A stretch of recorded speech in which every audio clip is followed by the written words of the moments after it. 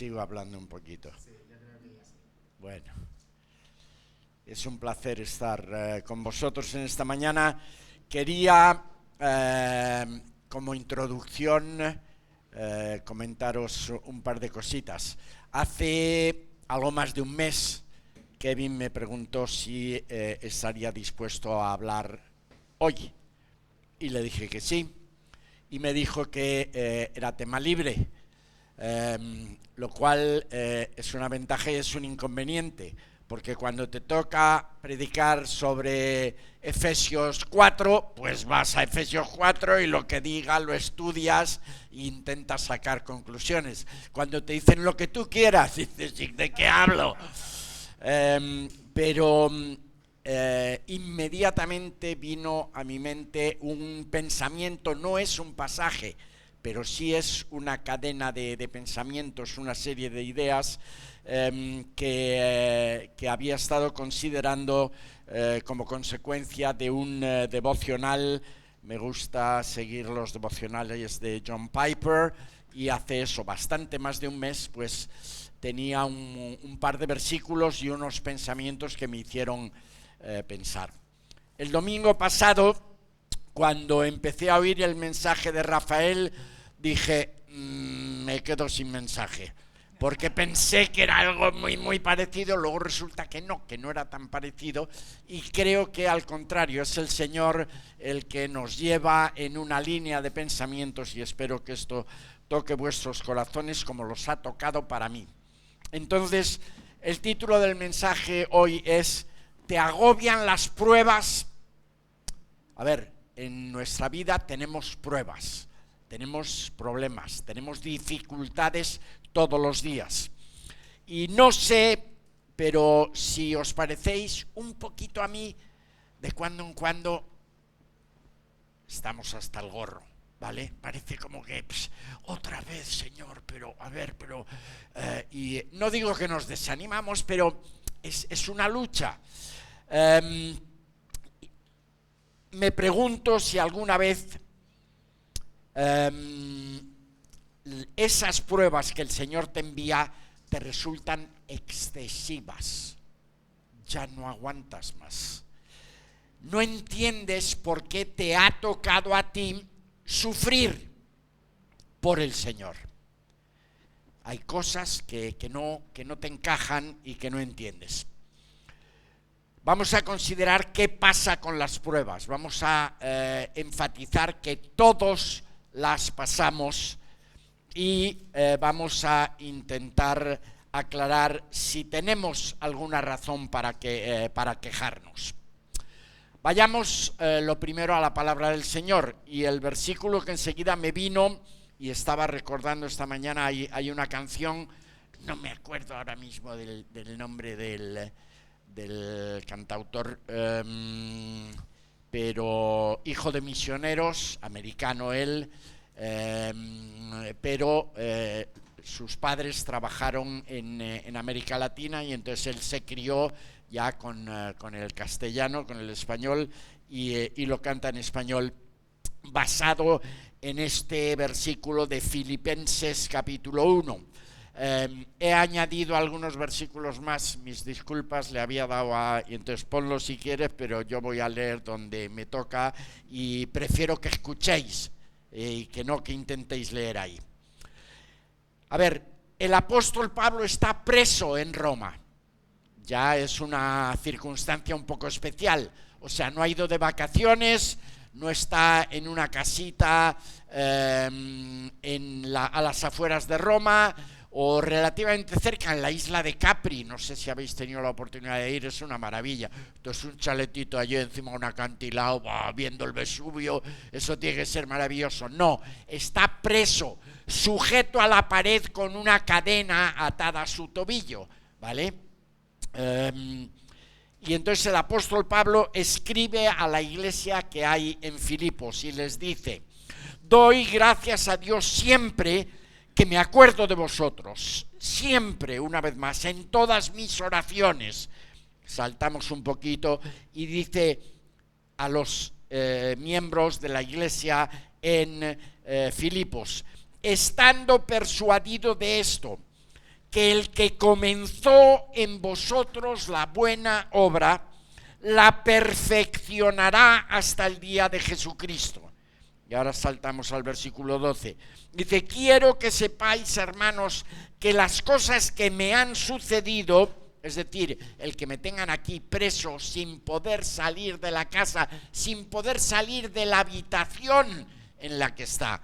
Menos mal que no era una mazmorra subterránea. Entiendo que sí, que estaba en una casita más o menos, pero preso, sin libertad. Quiero que sepáis, hermanos, que las cosas que me han sucedido han redundado más bien para el progreso del Evangelio, de tal manera que mis prisiones se han hecho patentes en Cristo en todo el pretorio. Toda Roma se enteró que Pablo estaba allí y que Pablo estaba preso y que Pablo estaba contento dentro de su falta de libertad. Dice, en todo el pretorio y a todos los demás, y la mayoría de los hermanos, los creyentes de Roma, cobrando ánimo en el Señor con mis prisiones, se atreven mucho más a hablar la palabra sin temor. ¿Cómo puedes cobrar ánimo en el Señor porque haya alguien que esté encarcelado y falto de libertad? Pero eso es lo que Pablo dice. Es decir, que algo que es una prueba y una prueba muy dura y algo que no le deseo a nadie, como es estar privado de tu libertad sin haber hecho nada malo, simplemente por el hecho de seguir al Señor Jesús. Y el Señor le da la vuelta a eso y mediante la prisión de Pablo hace que los creyentes tengan ánimo y estén dispuestos a testificar. Dos cosas importantes en estos versículos que hemos leído. Lo primero, Pablo les dice que el Señor comenzó una obra importante en tu vida, porque estos versículos son para nosotros también. Entonces, por si no lo tenías claro, te lo resumo. El Señor empezó una obra importante en tu vida el día que le invitaste a entrar en tu corazón y a ser tu Salvador personal y eterno. ¿Y sabes qué?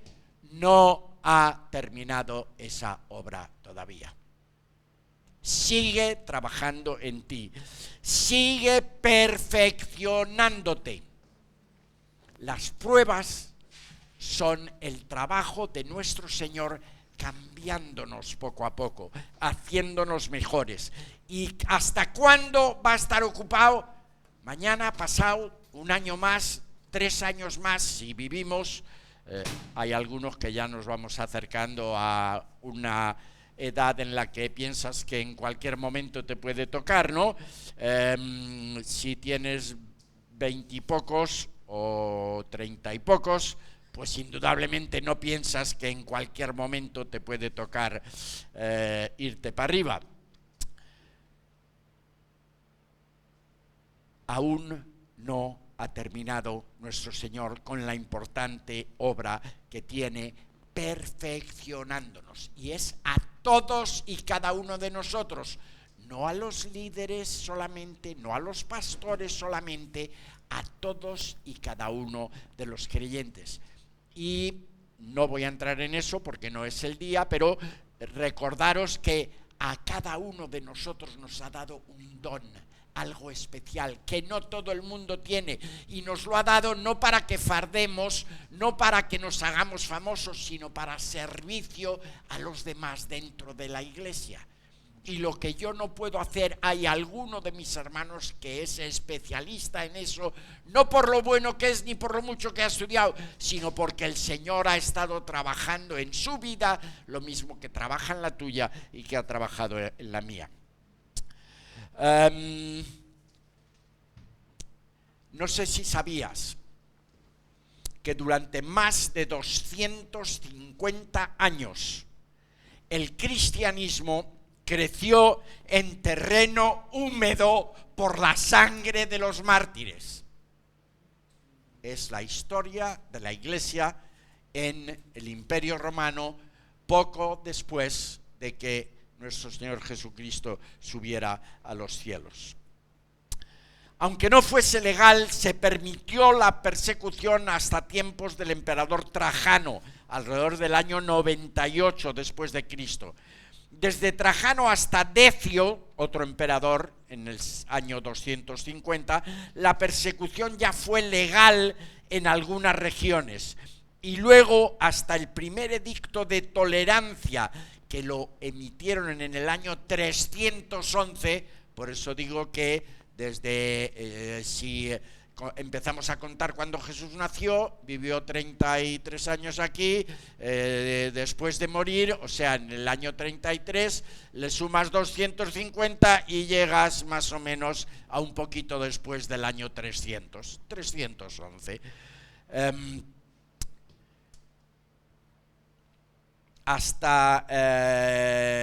Luego el primer edicto de tolerancia en el año 311 de nuestra era, hasta ese momento la persecución no solo fue legal, sino que se extendió y se convirtió en algo común en todo el imperio.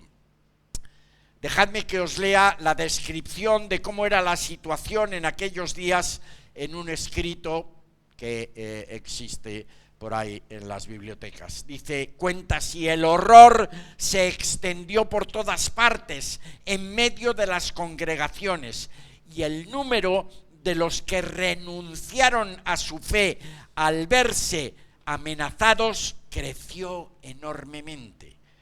Pero no faltaron los que se mantuvieron firmes y sufrieron el martirio antes que rendirse. Y según crecía la persecución y se volvió más intensa, el entusiasmo de los cristianos y su capacidad de resistencia creció también y se hicieron más fuertes. Eso está escrito en aquellos días y existe ese documento. Así que, vuelvo a repetir, durante algo más de 250 años, el hecho de ser cristiano era algo sumamente peligroso. Peligroso para su vida, para sus posesiones y para su familia. Era la prueba definitiva para mostrar qué era lo que más amaban. Y como culminación de esa prueba surgía en muchas ocasiones el martirio. ¿Qué es lo que más amas tú? No tenemos el problema de la persecución, no se nos pide que nos olvidemos de nuestro Señor. Hay que entender un poco cómo funcionaba el Imperio Romano. Primero, los emperadores se creían que eran dioses, lo mismo que le pasaba a los faraones en Egipto. ¿Será porque el hombre está así un poquito majara? Porque no hace mucho que aquí teníamos a uno que también se creía capitán general con mando en plaza, ¿no? O sea que eso ocurre y hay todavía muchos países que tienen a gente, no necesariamente el más listo ni el más cualificado, pero que ejerce de dictador. ¿Qué es lo que más amas tú? A esta gente se le pedía que solo podías hincar la rodilla y venerar a el emperador, que era uno de los dioses. Entonces, cuando tú te arrodillabas ante alguien que no veías y hablabas de un Dios que había venido y que resulta que el que predicaba de él era un pobre hombre que lo acabaron crucificando y que tenía 12 discípulos, o sea que no te creas que había montado ahí una revolución. Bueno, pues sí montó una revolución que cambió el Imperio Romano, ¿vale? Por encima de ese martirio había un Dios soberano que dice en su palabra que existe un número predeterminado de elegidos. Dejadme que os lea en el Apocalipsis. Os cuento primero. Estamos hablando de una escena en la que Dios está sentado en su trono y tiene alrededor a 4 seres vivientes, a 24 ancianos, cada uno sentado en un trono, y delante de él hay alguien como un cordero como inmolado. y el que está sentado en el trono tiene un libro. Los libros en aquel entonces eran papiros, era una cosa muy larga de hojas o de piel, se dice que estaba escrito por dentro y por fuera, es decir, a dos caras. Hoy en día también escribimos a dos caras, hay que aprovechar el papel, pues allí también lo hacían, y estaba enrollado y tenía 7 sellos. Y no había nadie que pudiera abrir esos sellos. Y entonces resulta que sí, que el Cordero como inmolado es digno y está capacitado para abrir esos sellos, y empieza a abrir los sellos. Y cuando abrió el 5.º sello, dice, vi bajo el altar, está hablando el apóstol Juan, prisionero en la isla de Patmos. Vi bajo el altar las almas de los que habían sido muertos por causa de la palabra de Dios y por el testimonio que tenían. Y clamaban a gran voz diciendo, ¿hasta cuándo, Señor santo y verdadero, no juzgas y vengas nuestra sangre en los que moran en la tierra? Y se les dieron vestiduras blancas. Y se les dijo que descansasen todavía un poco más de tiempo, hasta que se completara el número de sus consiervos y hermanos, que también habían de ser muertos como ellos. Plenamente consciente es el Señor de esa situación que hubo y de esa situación que se ha mantenido. Se ha mantenido porque a lo largo de los siglos ha habido otras persecuciones. Vamos a ver, lo que nos está diciendo aquí de alguna manera es que había un papel reservado, un papel especial para el establecimiento y la capacitación de la Iglesia, y que a los mártires se les había asignado la tarea de cerrarle la boca a Satanás. Esto no está dicho así en la palabra, pero es la lección que saca el pastor John Piper y que yo comparto con vosotros. Cerrarle la boca a Satanás, que siempre anda diciendo que el pueblo de Dios, nosotros, servimos a nuestro Dios solo porque la vida nos va mucho mejor con Él. Hasta la doctrina de la prosperidad ha surgido dentro de la Iglesia. Cuanto más quieras al Señor, cuanto más inviertas y más dinero pongas en la Iglesia, el Señor cubos de oro tira por la ventana todos los días para que te caigan encima. No tiene nada que ver con la vida real, ¿vale? Recordad el comienzo del libro de Job. Un día vinieron a presentarse delante de Jehová los hijos de Dios, entre los cuales vino también Satanás. Y el Señor le dijo a Satanás, ¿de dónde vienes? Y él respondió, de rodear la tierra y de andar por ella. Y el Señor dijo a Satanás, ¿no has considerado a mi siervo Job, que no hay otro como él en la tierra, varón perfecto, recto, temeroso de Dios y apartado del mal? Y entonces respondió Satanás al Señor y le dijo, ¿acaso teme Job a Dios de balde? ¿No le has cercado alrededor de él y a su casa y a todo lo que tiene? Al trabajo de sus manos has dado bendición, por tanto sus bienes han aumentado sobre la tierra. Pero extiende ahora tu mano y toca todo lo que tiene, y verás si no blasfema contra ti en tu misma presencia. Es el diablo, claro, y se le ocurren payasadas como esta. Decirle a Dios, anda, atrévete y verás lo que va a hacer tu amiguito Job. Bueno, pues el Señor permitió que eso sucediera. Sabemos lo que le sucedió a Job.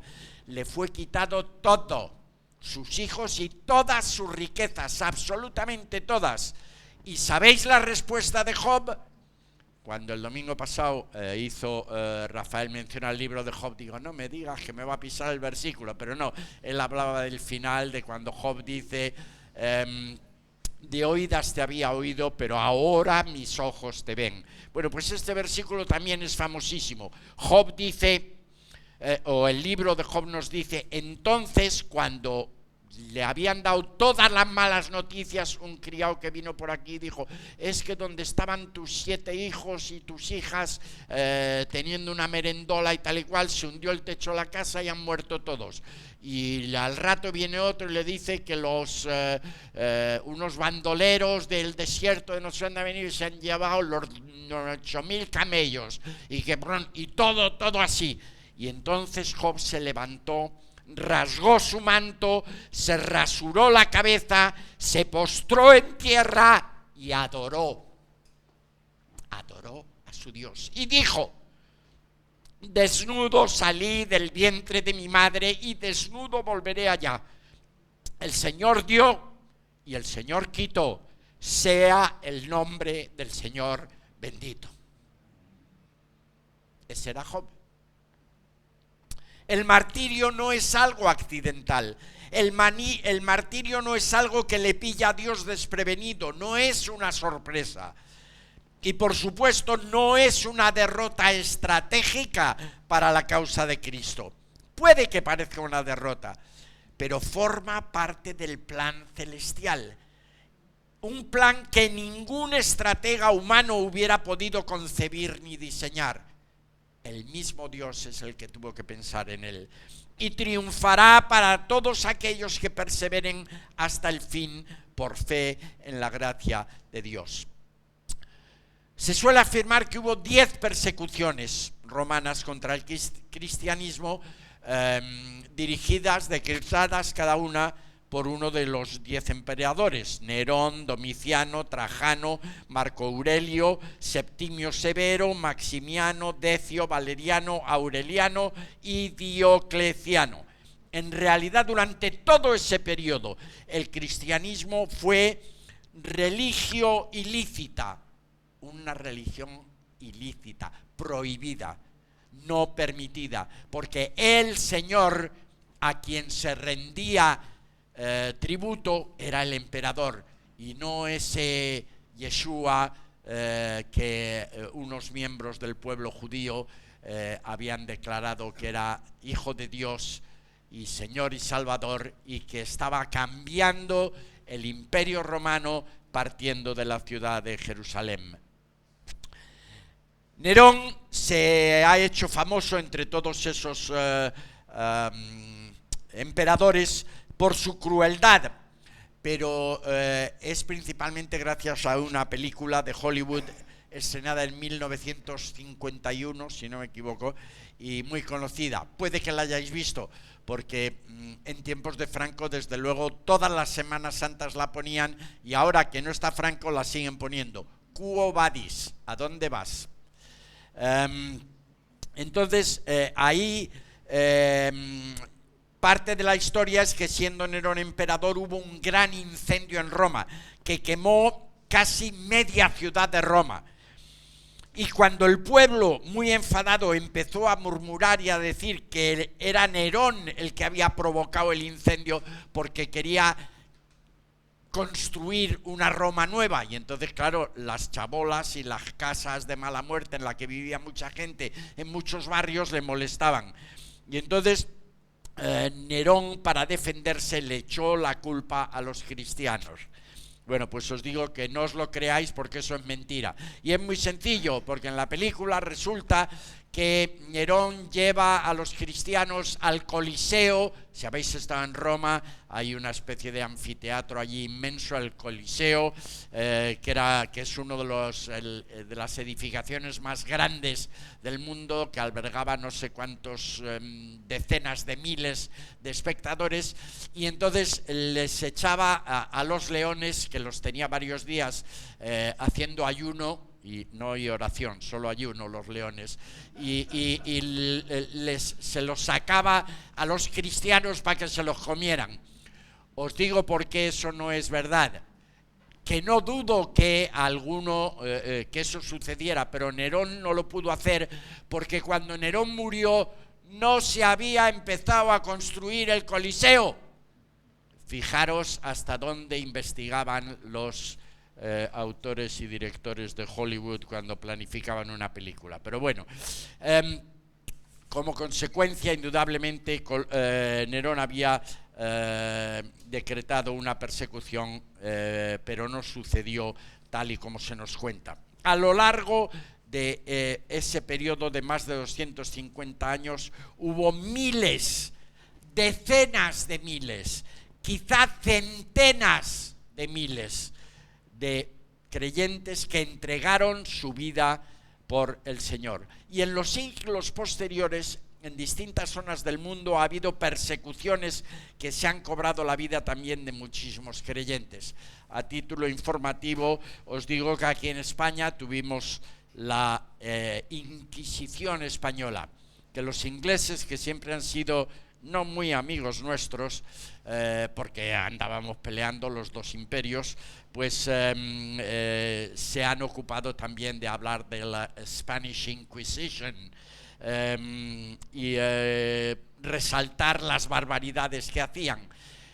Hay un cuadro, que no me ha dado tiempo a encontrar quién lo ha pintado, pero un cuadro que existe, de la Plaza Mayor de Madrid, con el edificio tal y como es ahora, Plaza Mayor, y en el centro hay construido un estrado y unas tribunas donde la gente se sentaba, y es un auto de fe, un juicio público de creyentes, judíos por un lado y cristianos por otro.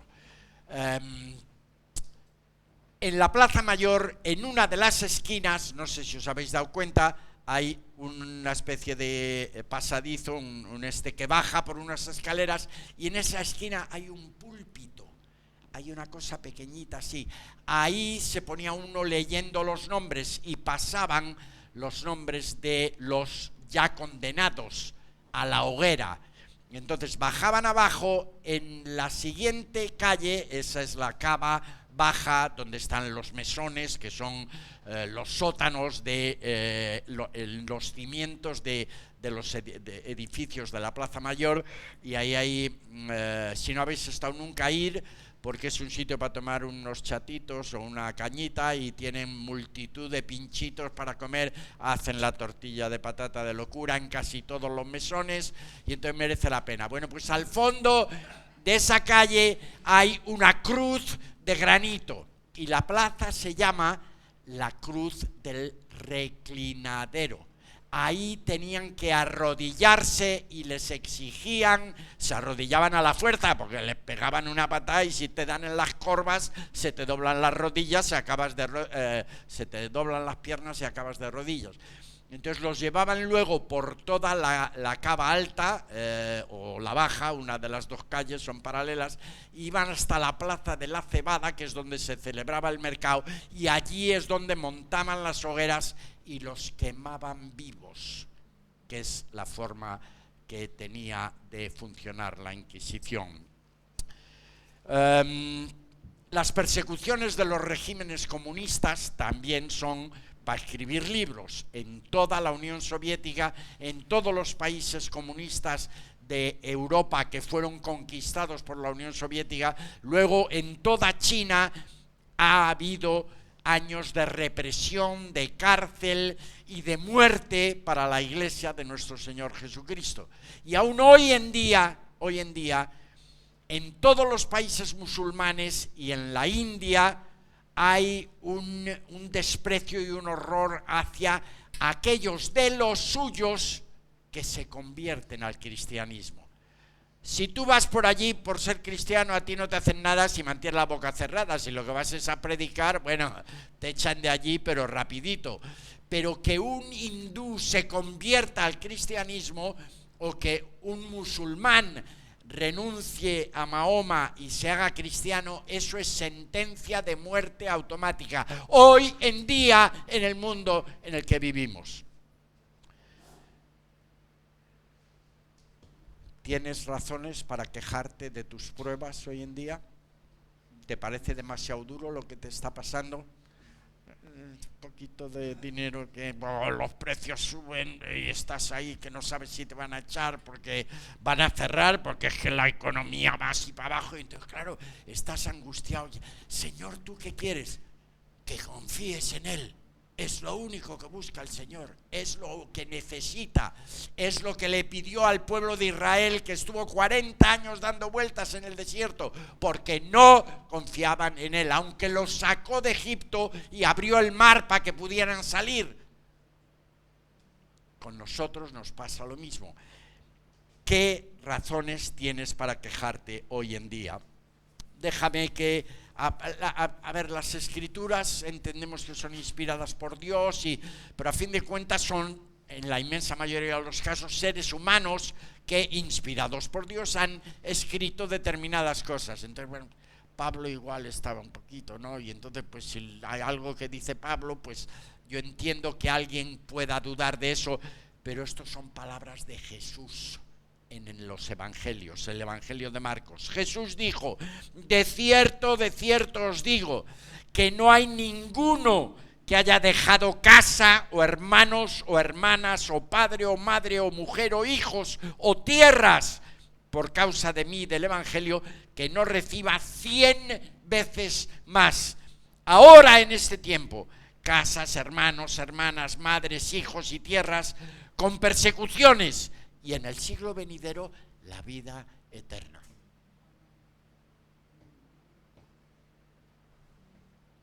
No hemos sufrido hasta derramar nuestra sangre.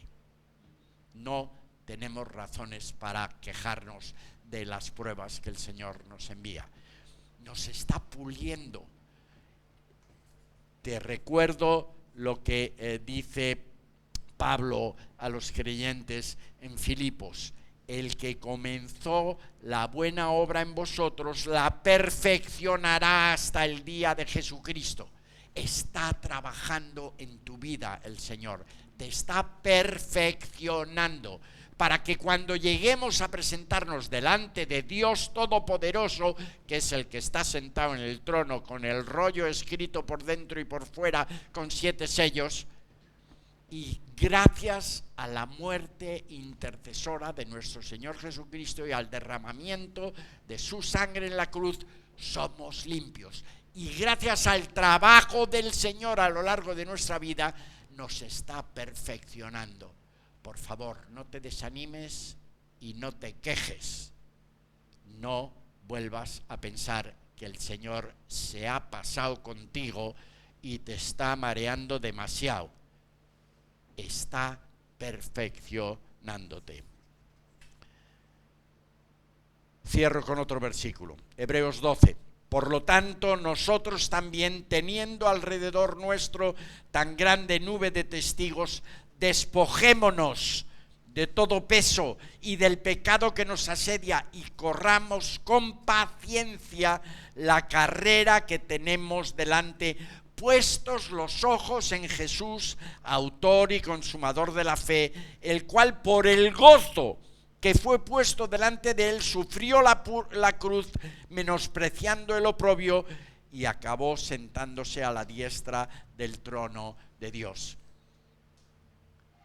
Jesús soportó todo lo que ninguno de nosotros seríamos capaces de soportar, porque sabía lo que iba a conseguir con ese trabajo suyo, ese entregarse plenamente en las manos del Padre y sufrir ese castigo, porque llevó tus pecados y los míos en la cruz. El plan de Dios para los mártires está todo controlado, no te preocupes. Y si nos tocara, que puede suceder, 100 veces, y la vida eterna. El Señor os bendiga.